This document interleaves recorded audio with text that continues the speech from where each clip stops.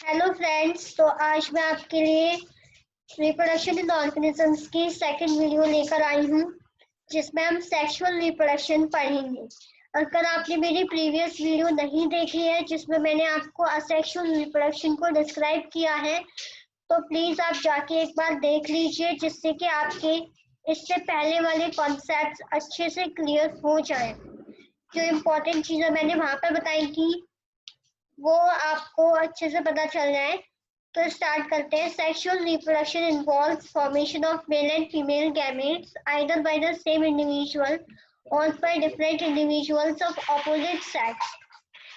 Sexual reproduction में क्या होता है, मेल और फीमेल गैमेट्स का फॉर्मेशन होता है। या तो वो सेम इंडिविजुअल से हो सकता है या फिर वो डिफरेंट इंडिविजुअल जिनके ऑपोजिट सेक्स होते हैं उनके थ्रू हो सकता है। These gametes fuse to form the zygote. ये जो गैमेट्स होते हैं ना, जो मेल और फीमेल गैमेट्स जो हैं, वो या तो जाइगोट फॉर्म करते हैं जो कि डेवलप होता है न्यू ऑर्गेनिज्म में। प्लांट्स में और एनिमल्स में दोनों केसेस में जाइगोट ही बनता है। It is an elaborate complex and slow process as compare to asexual reproduction. ये काफी एलेबोरेट मतलब बहुत ही वास्ट, बहुत कॉम्प्लेक्स और बहुत स्लो प्रोसेस है अगर हम असेक्सुअल रिप्रोडक्शन के कंपैरिजन में देखें तो इसलिए पहले आप असेक्सुअल रिप्रोडक्शन के कॉन्सेप्ट अच्छे से क्लियर करिए मेरी वीडियो को देख के, फिर उसके बाद आपको ये और अच्छे से समझ आएगा। Because of the fusion of male and female gametes, sexual reproduction results in the offspring that are not identical to the parents or amongst themselves. हाँ, मेल और फीमेल गैमेट्स का फ्यूजन होता है, जिसकी वजह से क्या होता है कि सेक्सुअल रिप्रोडक्शन में जो ऑफस्प्रिंग बन के आता है वो पेरेंट से आइडेंटिकल नहीं होगा, ना ही वो आपस में होंगे। ठीक है, ना तो वो पेरेंट से होंगे, ना ही वो आपस में होंगे। तो इसलिए इसमें जो वेरिएशंस आ जाते हैं सेक्सुअल रिप्रोडक्शन में। तो एक तो यहाँ से इम्पोर्टेंस इसकी बनती है, because of the fusion of male and female gametes sexual reproduction results in the offspring that are not identical to the parent or amongst themselves. ये आपकी बहुत इम्पोर्टेंट लाइन है। इसमें पूछा जा सकता है कि जो है इस सेक्सुअल रिप्रोडक्शन में जो ऑफस्प्रिंग्स होते हैं वो आइडेंटिकल क्यों नहीं होते हैं।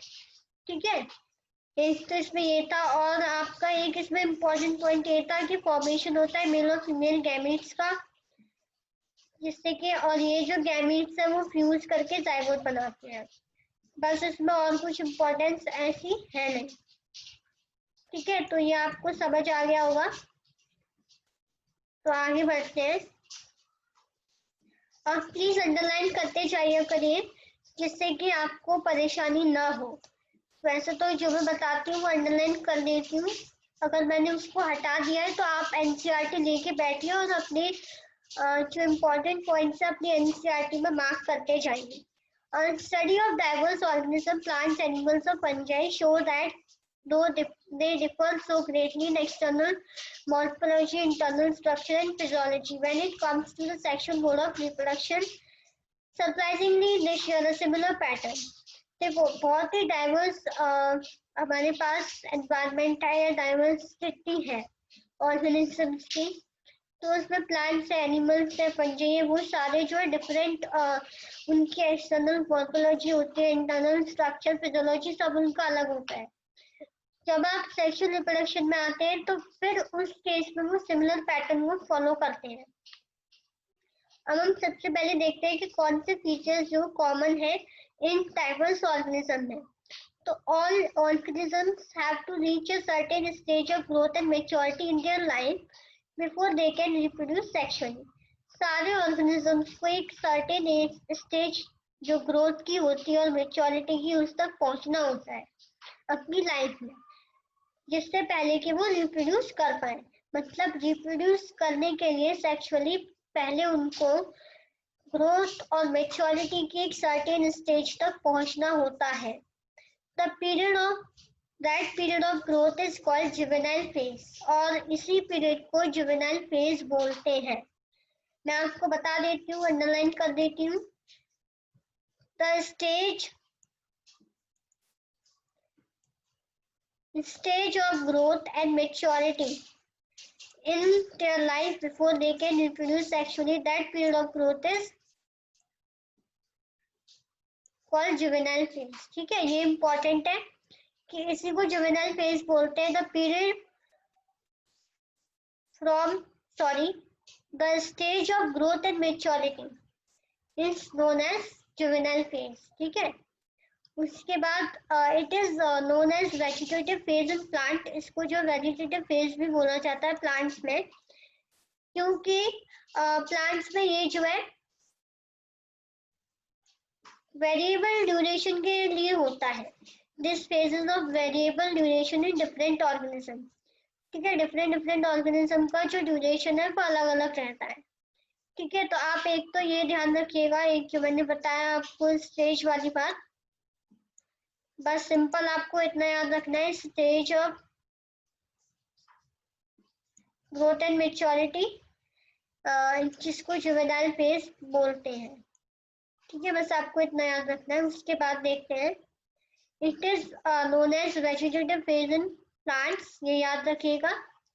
The end of juvenile phase, जो जुवेनाइल फेज का या वेजिटेटिव फेज का जो एंड होता है, which marks the beginning of the reproductive phase, can be seen easily in the higher plants when they come to flower.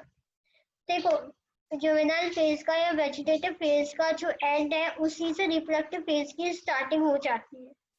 ठीक है, वहीं से स्टार्टिंग हो जाती है. हायर प्लांट्स में आप आसानी से देख सकते हो, जैसे कि एक प्लांट आपने लगाया तो आप बाद में जाके उस पे फ्लावर लगेगा, उससे पहले उसमें जुवेनाइल फेज आएगा और वेजिटेटिव फेज आएगा. ठीक है, तब उसका रिप्रोडक्टिव फेज आता है. ऐसा तो नहीं है कि आपने प्लांट लगाया उसके तुरंत बाद फ्लावर आ जाए, ऐसा पॉसिबल नहीं है. ठीक है, तो एंड ऑफ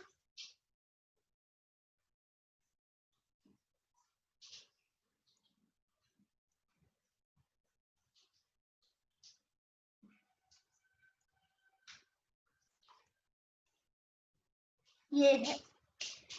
उसके बाद क्या है, how long does it take for marigold, rice, wheat, coconut, mango plants to come to flower? In some plants where flowering occurs more than once, what would you call the interflowering period, juvenile or mature? हाँ, बहुत से flowers ऐसे होते हैं जो कि एक से ज्यादा बार आते हैं. कुछ ऐसे होते हैं जिनका टाइम पीरियड अलग अलग, सबका अलग अलग होता है. तो इंटरफ्लावरिंग पीरियड को आप जुवेनाइल बोलोगे या फिर मैच्योर बोलोगे, है ना. तो वो ये पूछ रहा है, जैसे कि एक फ्लावर आ गया उसके बाद दूसरा आया, तो आप उसको भी मैच्योर ही बोलोगे, क्योंकि उसमें ऑलरेडी एक फ्लावर आ चुका है और वापस से आ रहे हैं, तो इससे कोई फर्क नहीं पड़ता. नेक्स्ट देखते हो, option few trees in an area do they flower during the same month after year after. What do you think the availability of fruits like mango, apple, jackfruit, etc. is seasonal? Are there some plants that flower throughout the year and some others that show seasonal flowering? Plants, the annual and biennial types, show clear-cut vegetative, reproductive and senescent phases. Senescent जो होता है वो death वाला ही है. जब हम बूढ़े हो जाते हैं और हमारा डेथ नियर आ जाता है तो वो senescent phase बोला जाता है. But in the perennial species, it is very difficult to clear define these phases. देखो, आप biennial में तो देख सकते हो, लेकिन perennial में आपको थोड़ा difficulty होगी इसको clear देखने में. A few plants exhibit unusual flowering phenomena. Some of them, such as bamboo species, flower once in their lifetime. ये important चीज है कि bamboo जो है सिर्फ एक बार flower करता है ना. मतलब bamboo में सिर्फ एक बार ही फ्लावर आता है पूरे उसके लाइफ टाइम में.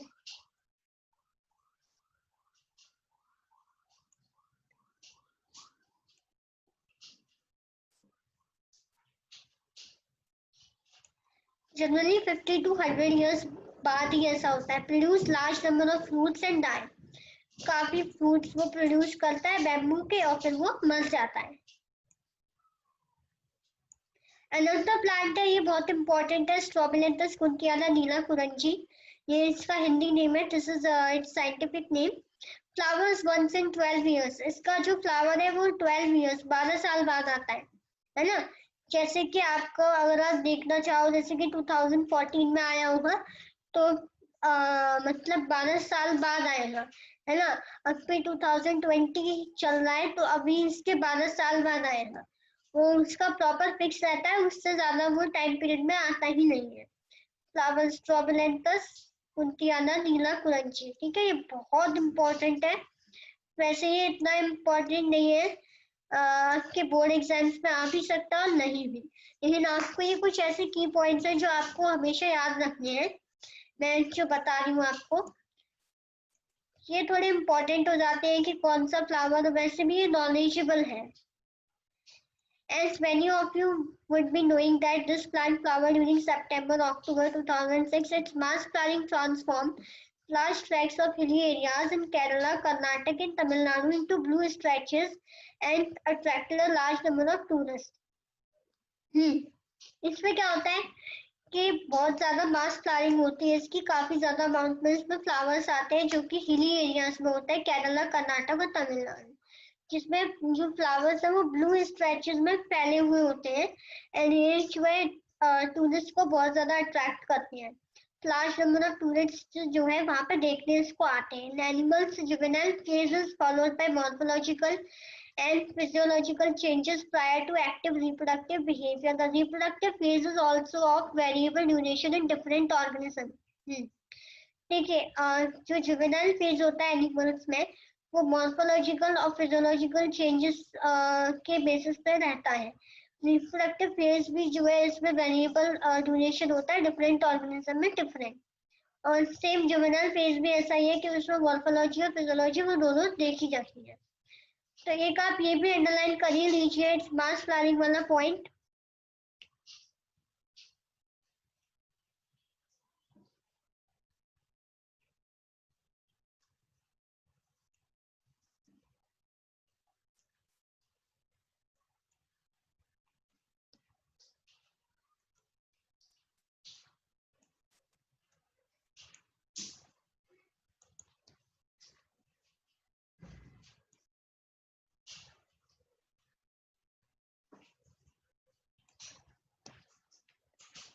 उसके बाद देखते हैं, can you list the changes seen in human beings that are indicative of reproductive maturity. ये बोल रहा है कि आप जो ह्यूमन बीइंग्स में भी देख सकते हो कुछ ऐसे, तो आपको साइन दिख जाएंगे रिप्रोडक्टिव मैच्योरिटी को शो करते हैं। आपने 9th और 10th में पढ़ाई होगा basically. So start among animals, for example birds, जैसे कि कुछ एनिमल्स, जैसे कि आप बर्ड्स ले लो, do they lay eggs all through the year, क्या वो पूरी साल ले एग्स को ले करती है? नहीं। और is it a seasonal phenomena? Seasonal phenomena होता है। What about other animals like frogs and lizards? You will notice that birds living in nature lay eggs only seasonally. हाँ, ठीक है, सीजनली ले करती है। However, birds in captivity as in poultry farms, जो आपके मुर्गी जो पालते हैं उनके यहाँ किस तरीके से होता है, कैप्टिविटी में बर्ड्स को जब रखा जाता है तो आप उनको थ्रू आउट द ईयर कभी भी एग्स को लेकर आ सकते हो। In this case laying egg is not related to the reproduction but is the commercial exploitation for human welfare. Human welfare के लिए कमर्शियल एक्सप्लॉयटेशन किया जाता है, जिसमें मुर्गियों को किसी भी सीजन में थ्रू आउट द ईयर उनको एग्स को लेकर आया जाता है। The females of placental mammals exhibit cyclical changes in the activities of ovaries and accessory ducts as well as hormones during the reproductive phase.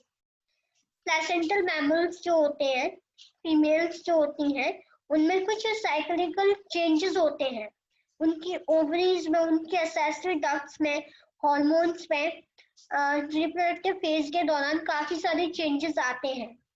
ठीक है, इन नॉन प्राइमेट मैमल्स जैसे कि काउ है, शीप है, रैट्स है, deers, dog, tigers etcetera, such cyclical changes during reproduction are called oestrus cycle.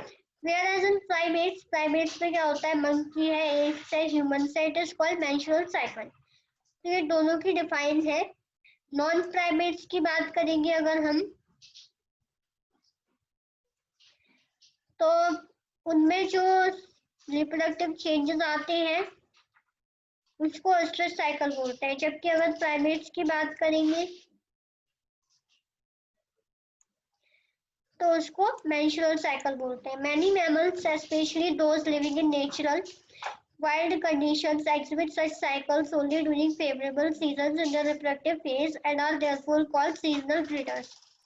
काफी सारे mammals होते हैं जो नेचुरल और वाइल्ड कंडीशंस में रहते हैं, तो वो फेवरेबल सीजन्स में उनकी साइकिल एग्जिबिट करती है उनके रिप्रोडक्टिव फेज के दौरान, उनको सीजनल ब्रीडर्स बोलते हैं.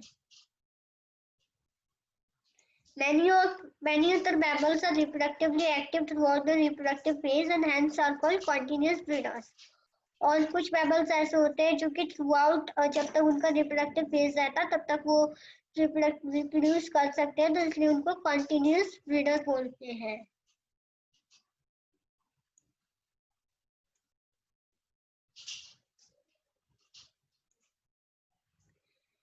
जो सिर्फ फेवरेबल सीजन के दौरान कर रहे हैं उनको सीजनल, और जो through out the reproductive phase उनको कंटिन्यूअस ब्रीडर्स. उसके बाद that we all grow old if we live long enough is something that we recognize, but what is meant by growing old? The end of reproductive phase can be considered as one of the parameters of senescence or old age. हाँ, जो reproductive phase का जो and आता है तो आप उसको समझ जाइए वो एक ऐसा पैरामीटर है जिसमें हमें पता चल जाएगा कि अब हमारी ओल्ड एज या सेनेसेंस आ चुका है, क्योंकि रिप्रोडक्टिव फेज खत्म हो जाता है उसके बाद हमारा सेनेसेंस स्टार्ट हो जाता है.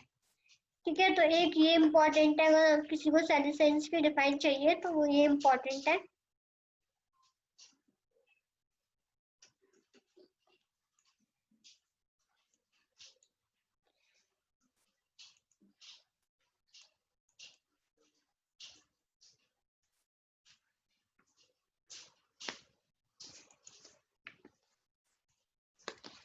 मैं आपको एक और बात बता देती हूँ.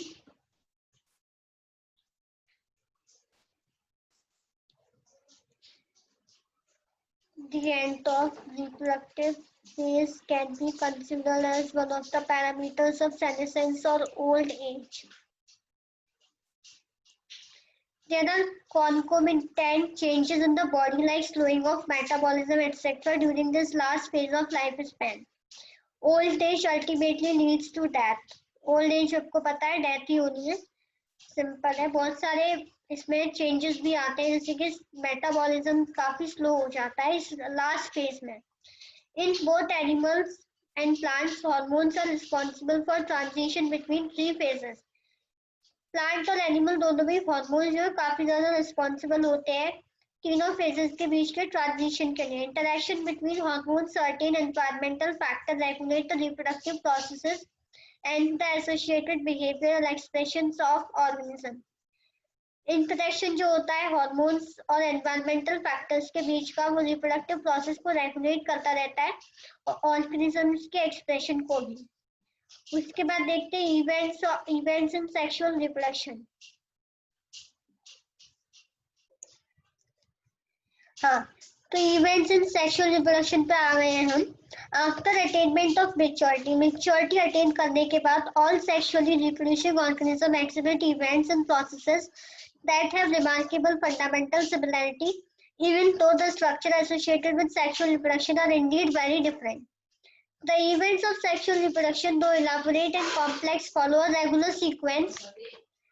Sexual reproduction is characterized by fusion or fertilization of male and female gametes, the formation of zygote, and embryogenesis. For convenience, these sequential events may be grouped into three distinct stages, namely the pre-fertilization, fertilization, and the post-fertilization events.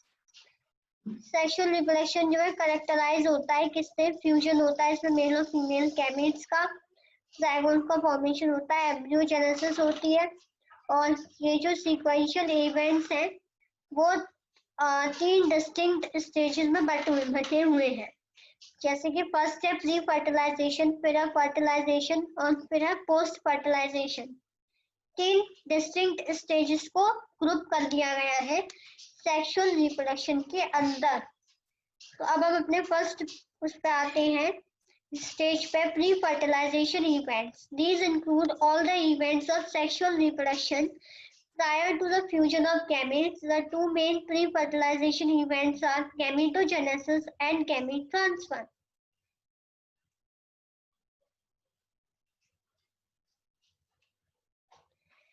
इसमें sexual reproduction में fusion होता है mail और female gametes का। दो main pre fertilisation के जो events हैं वो गैमेटोजेनेसिस और गैमीट ट्रांसफर है। ठीक है, तो अभी हम गैमेटोजेनेसिस पढ़ेंगे। गैमेटोजेनेसिस क्या होता है? As you are already aware, gametogenesis refers to the process of formation of two type of gametes, male and female। जैसा कि आपको पता है गैमेटोजेनेसिस, गैमीट और जेनेसिस अलग अलग वर्ड है। गैमीट मतलब गैमीट और जेनेसिस मतलब बनना, उनकी प्रोसेस। तो जिस प्रोसेस के थ्रू गैमीट्स का फॉर्मेशन होता है वो गैमेटोजेनेसिस कही जाती है, जिसमें दो टाइप के गैमीट बनते हैं, मेल और फीमेल। ठीक है, तो एक आप ये अंडरलाइन कर लीजिए यहाँ से।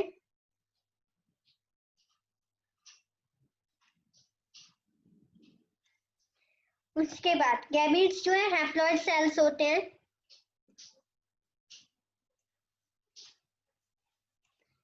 मतलब सिंपल एन की फॉर्म में। 2n हो गया डिप्लॉइड, 3n होता है ट्रिप्लॉइड। नंबर ऑफ क्रोमोसोम्स की बात हो रही है। तो हैप्लॉइड सेल्स होते हैं। आप ऑलरेडी 11th क्लास में इसका कॉन्सेप्ट अच्छे से पढ़ चुके हो।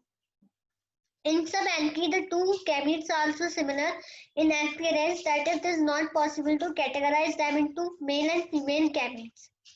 बहुत सी एल्गी जो होती है उनमें दो गैमीट्स सिमिलर होते हैं अपीयरेंस में, तो इसलिए उनको मेल और फीमेल में कैटेगराइज करना थोड़ा डिफिकल्ट रहता है।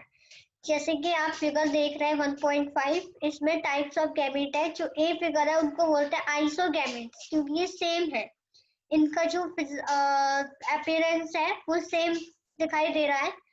नेक्स्ट जो है वो फ्यूकस का है, फ्यूकस एंड एल्गा, उसके गैमेट्स है मेल और फीमेल। और जो आपको सी फिगर जो दिख रहा है वो आपका ये ओवम है, ये स्पर्म है, ये ह्यूमन बींग्स के गैमेट्स हैं। ठीक है, उसके बाद देखते हैं दे आर हैंस कॉल्ड होमोगैमेट्स या आइसोगैमेट, फिगर 1.5 का ए। ये मैं आपको बता चुकी हूँ, होमोगैमेट्स या आइसोगैमेट्स जो सेम होते हैं। ठीक है, किसमें सेम होते हैं? सिमिलर होते हैं अपीयरेंस में।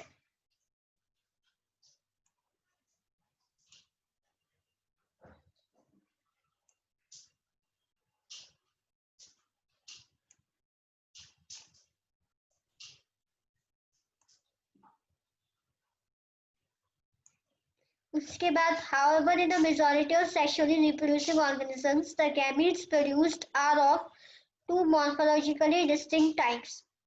जो मेजॉरिटी में क्या होता है, सेक्सुअली रिप्रोड्यूसिंग ऑर्गेनिजम्स में जो गैमेट प्रोड्यूस होते हैं वो मॉर्फोलॉजिकली डिस्टिंक्ट होते हैं, हेटेरोगैमेट्स बोलते हैं उनको। In such organisms the male gamete is called the antherozoid or sperm, the female gamete is called the egg or ovum. जब हेटेरोगैमेट होते हैं या डिस्टिंक्ट होते हैं मॉर्फोलॉजिकली, तो उस केस में मेल गैमेट को आपका एंथ्रोजॉइड या स्पर्म बोला जाता है और फीमेल गैमेट को एग या फिर ओवम बोला जाता है। ठीक है, जब वो मॉर्फोलॉजिकली कैसे होते हैं, डिस्टिंक्ट होते हैं, हेटेरोगैमेट्स होते हैं उस केस में। Sexuality in organisms, sexual reproduction in organisms generally involves the fusion of gametes from two different individuals। Sexual reproduction जो है ऑर्गेनिजम्स में, वो उसमें सिंपल आपको पता ही है कि दो गैमीट्स का फ्यूजन होता है जो कि दो डिफरेंट ऑर्गेनिजम्स से आते हैं। But this is not always true, लेकिन ये हमेशा ट्रू नहीं है। For your recollection of example study in class 11, can you identify cases where self fertilisation is observed? Of course, citing such examples in plants is easy। हाँ, जहाँ पे self fertilisation देखा जाता है तो आपको पता ही है वो प्लांट में ही होता है। ठीक है, उसके बाद प्लांट्स में है both male and female reproductive structure in same plant. अगर प्लांट में मेल और फीमेल रिप्रोडक्टिव स्ट्रक्चर्स जो है वो एक ही प्लांट के अंदर आ जाते हैं, तो उस प्लांट को आप बाइसेक्सुअल बोलते हो।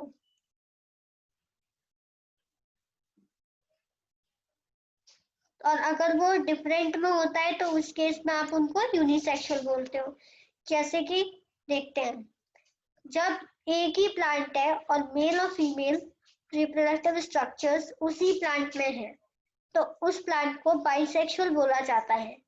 लेकिन अगर फीमेल रिप्रोडक्टिव स्ट्रक्चर अलग है और मेल रिप्रोडक्टिव स्ट्रक्चर अलग है तो उस केस में यूनिसेक्सुअल बोला जाता है। जैसे कि पपाया, पपाया का जो आप प्लांट देखोगे तो वो मेल जो है मेल प्लांट अलग होता है और फीमेल का अलग होता है, इसलिए उनमें क्रॉस पॉलिनेशन रहता है।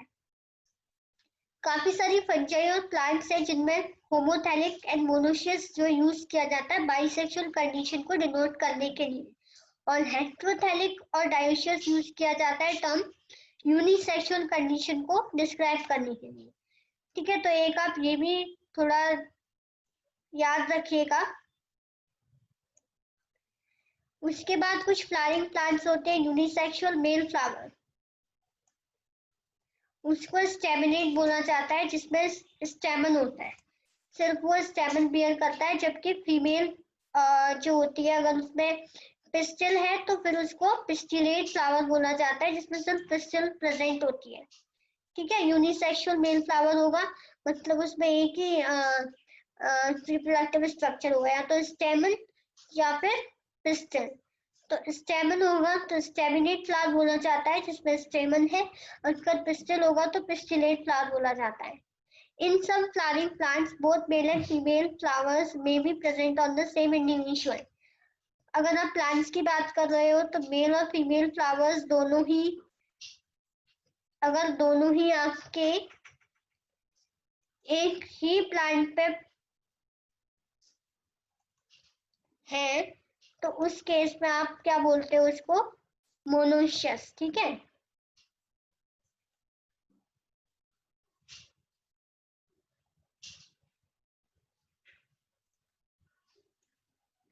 ये तो पूरा इम्पोर्टेंट है आपके लिए, बहुत ज्यादा इम्पोर्टेंट है ये चीज, तो कि कुछ फ्लावर्स में मेल और फीमेल फ्लावर्स जो है एक ही इंडिविजुअल में प्रेजेंट रहते हैं।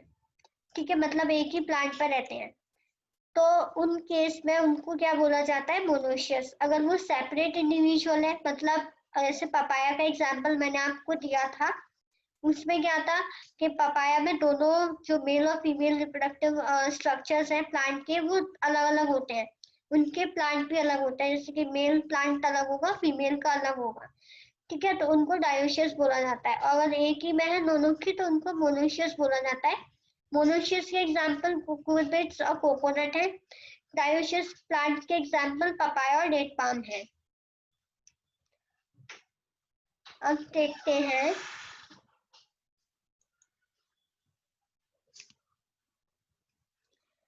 but what about animals? Are individual of all species either male or female, or are there species which possess both reproductive organ bisexual? You probably can make a list of several unisexual animals species. Earthworm, sponge, tapeworm, and leech typical example of bisexual animal that possess both male and female reproductive structures are hermaphrodites. Cockroach is an example of unisexual species. ठीक है, तो एक आपकी ये चीज बहुत important है, यहाँ से जो एग्जाम्पल्स आपको दे रखे हैं ये वाले, ये बहुत इंपॉर्टेंट है। एक्चुअली मैं आपको यहीं से बता देती हूँ कि ये जो पूरा पेज है आपके लिए यही इंपॉर्टेंट है।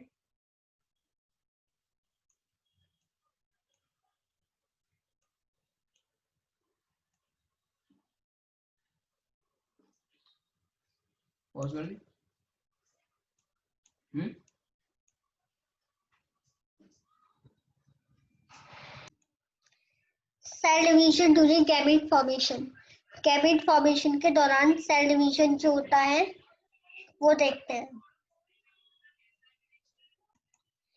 Gametes on all heterogametic species are of two types, namely male and female. Gametes are haploid.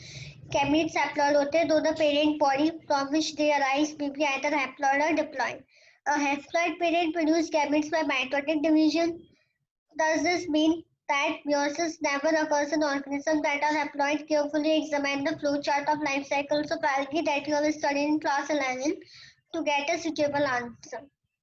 हाँ, तो इसका आप एक बार 11th क्लास का चैप्टर एक बार खोल के देखेंगे तो आपको इसको पूरा समझ आ जाएगा।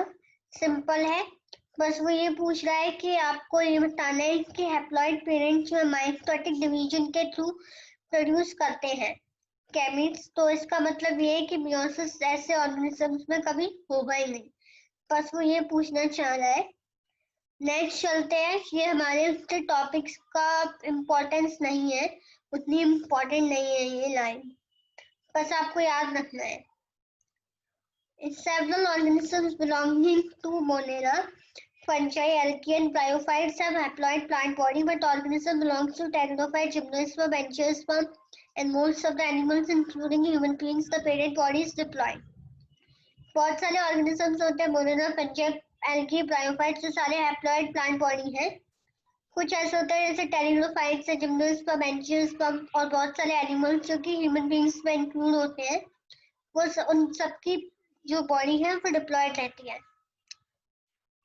It is obvious that meiosis or reduction division has to occur if a diploid body has to produce haploid gamete. हाँ, अगर हैप्लॉइड गैमेट को प्रोड्यूस करेगी कोई भी डिप्लॉयड बॉडी तो उस केस में तो सिंपल है कि मियोसिस होगा। देखो, मियोसिस रिडक्शन डिवीजन को बोलते हैं, माइटोसिस इक्वेशनल डिवीजन को बोलते हैं। मियोसिस में जो है क्या होता है, रिडक्शन होता है गैमेट्स का, जबकि माइटोसिस में वो इक्वल रहते हैं। ठीक है, तो डिप्लॉयड बॉडी है, उसको हैप्लॉइड गैमेट प्रोड्यूस करना है तो मियोसिस करेगी, क्योंकि रिडक्शन डिवीजन है। ठीक है, तो एक ये चीज आपकी इंपॉर्टेंट हो जाती है, ये वाली।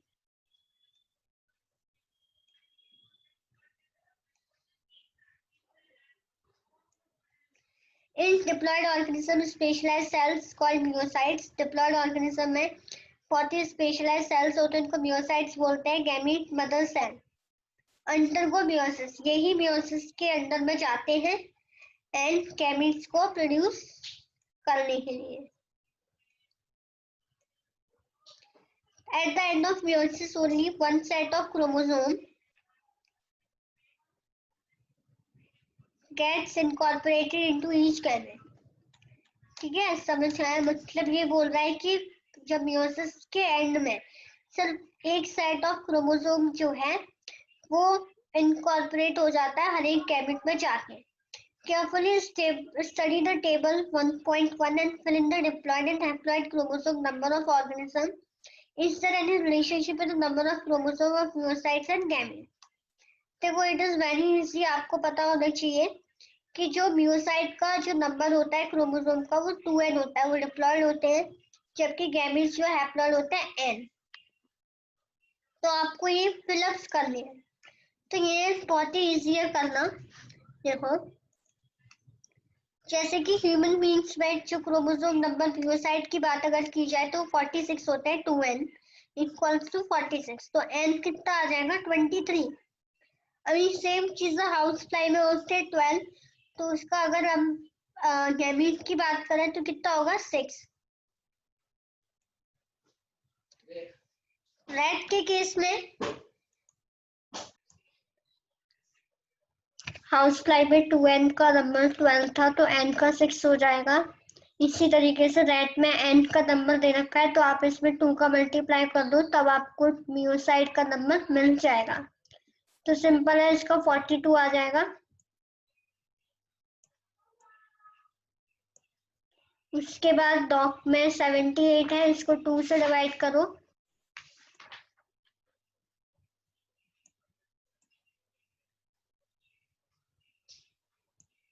$39। कैट में 19 है तो इसके म्यूसाइट्स का कितना हो जाएगा 38। उसके बाद फ्रूट फ्लाई में जो 2n का नंबर 8 है, अब अगर आप गैमीट देखेंगे तो वो 4 हो जाएगा। उसके बाद नेक्स्ट है ओफियोग्लॉसम ऑफ फॉर्न, उसमें जो n का नंबर है 630 है, आप इसमें 2 का मल्टीप्लाई कर देंगे तो आपको म्यूसाइट का नंबर मिल जाएगा। तो सिंपल है आपका यहाँ पे 0 2 3 6 2 6 12। एप्पल में 2n में 34 है तो सिंपल एन में 17 होंगे, राइस में एन में 12 है तो 2n में 24, मेज में 2n 20 तो इसमें 10, पोटैटो में जो n का नंबर है वो 24 है तो म्यूसाइड्स का हो जाएगा 48।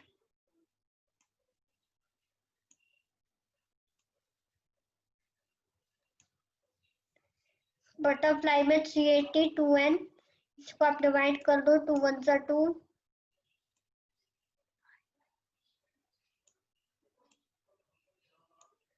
अनियन का 16 है एन का तो इसका कितना होगा 32।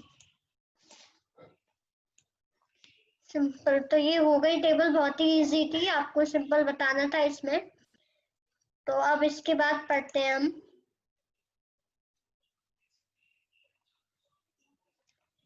Gamete transfer. तो gamete transfer after their formation, जब गैमीट्स बन जाते हैं तो male and female gametes must be physically brought together to facilitate fusion. Male और फीमेल गैमीट्स जो फिजिकली फैसिलिटेट मतलब पास में आते हैं फ्यूजन करने के लिए। Have you ever wondered how the gametes meet? The majority of organism male gametes is motile and female gamete is stationary. Exception are a few fungi and algae in which both type of gametes are motile. There is a need for a medium through which the male gametes move. In several simple plants like algae, bryophytes, pteridophytes, water is the medium through which this gamete transfer takes place. A large number of male gametes, however, fail to reach the female gametes. To compensate this loss of male gametes during transport, the number of male gametes produced is several thousand times the number of female gametes produced. In seed plants, pollen grains are the carriers of male gamete. Ovule have the egg. Pollen grains produced in the anther therefore have to be transferred to the stigma before it can lead to fertilization. वही बताया हुआ है इसमें। Plants का और animal दोनों का, बहुत सारी फंजाई ऐसे होती है जिन फंजाई और एल्गी जिनमें दोनों ही मोटाइल होते हैं। बहुत सारे केस में जनरली ह्यूमन और एनिमल्स के केस में जो है मेल मोटाइल होता है, फीमेल स्टेशनरी होता है गैमीट। और उसके बाद देखते हैं बाइसेक्शन में क्या होता है। सेल्फ फर्टिलाइजेशन प्लांट्स जो होते हैं जैसे कि पीस, मटर का जो पौधा होता है उसमें पॉलन ग्रेन्स का ट्रांसफर जो स्टिग्मा से एंथर में आसानी से हो जाता है। And stigma located close to each other, क्योंकि वो काफी पास पास रहते हैं। pollen grains soon after their shade come in contact with the stigma. जैसे ही pollen grain शेड होते हैं तो वो स्टिग्मा की कांटेक्ट में आसानी से आ जाते हैं। But in cross pollinating plants में जैसे कि डायोशियस प्लांट्स होते हैं उनमें एक स्पेशलाइज्ड इवेंट होता है पॉलिनेशन, जो कि pollen grains को स्टिग्मा तक ट्रांसफर करने के लिए फैसिलिटेट करता है। Pollen grains germinate on the stigma and pollen tube carrying the male gamete reach the ovule and discharge male gametes near the egg. Pollen grain stigma पे germinate होता है, pollen tube जो male gamete को लेते हैं और ovule तक पहुंचते हैं, फिर मेल गैमेट्स को